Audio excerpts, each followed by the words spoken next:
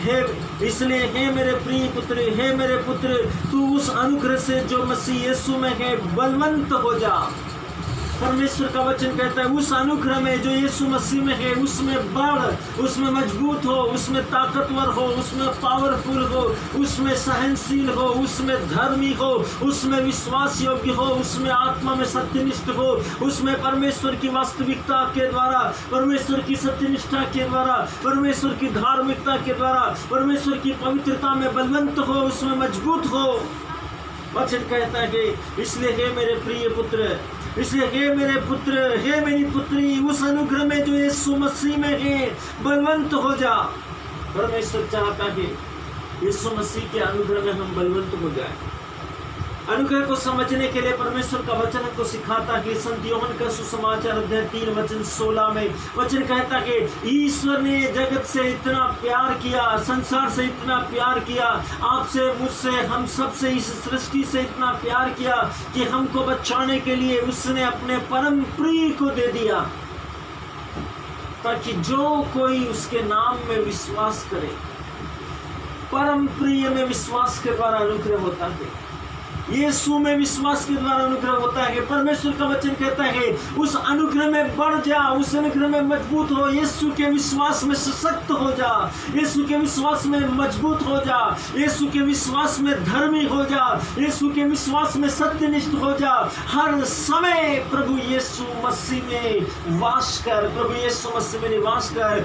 मसीह तेरा निवास स्थान है, तू मसीह का रहने का जगह है, मसीह का घर है। परमेश्वर का वचन यही सिखाता है हमको। क्या आप लोग नहीं जानते, पौलुस इस सत्य को जान गया, पौलुस इस सत्य को पहचान गया, पौलुस इस सत्य के महिमा को, इस सत्य की गहराई को समझ गया। इसलिए पौलुस लिखता है अपने वचन में, परमेश्वर का प्रेरित, परमेश्वर का अभिषिक्त पौलुस इस बात को लिखता है कि क्या तुम में से हर एक व्यक्ति ये नहीं जानता, क्या तुम लोग ये नहीं जानते कि तुम में से हर एक व्यक्ति सर्वशक्तिमान ईश्वर का मंदिर है और इस मंदिर में उसका आत्मा निवास करता है। परमेश्वर का आत्मा हमारे इस शरीर रूपी मंदिर में निवास करता है। परमेश्वर का अनुग्रह क्या है? परमेश्वर का अनुग्रह है यीशु मसीह में विश्वास में बढ़ते चले जाए, यीशु मसीह में धार्मिकता में बढ़ते चले जाए, यीशु मसीह में पवित्रता में बढ़ते चले जाए। सब बातों में प्रभु यीशु मसीह को महिमा दे, सब बातों में, सभी बातों में प्रभु यीशु मसीह को महिमा दे। परमेश्वर में बलवंत होने, उसकी सारी सामर्थ्य का लाभ लेने के लिए इन अंतिम दिनों में इन अंतिम दिनों से बेहतर और कोई दूसरा समय नहीं है। इस समय से बढ़िया कोई दूसरा समय नहीं है कि हम परमेश्वर के अनुग्रह से लाभ लें।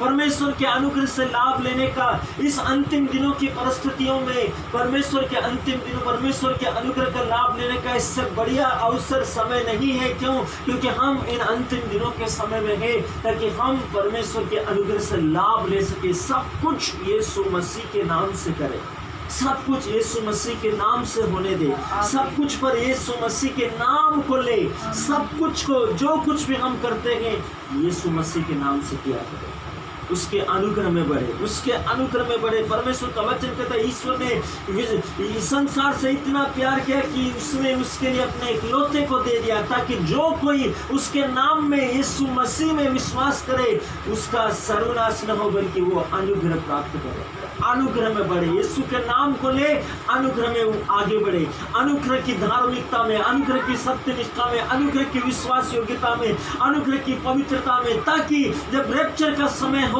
तो अनुग्रह झल के आपके जीवन में, अनुग्रह की सामर्थ्य दिखाई दे आपके जीवन में। अनुग्रह यीशु मसीह के पुनर्जीवित प्रभु यीशु मसीह के मृतकों में से जी उठने के बाद की सबसे महान आशीष है, जो महिमा की देह प्रदान करती है।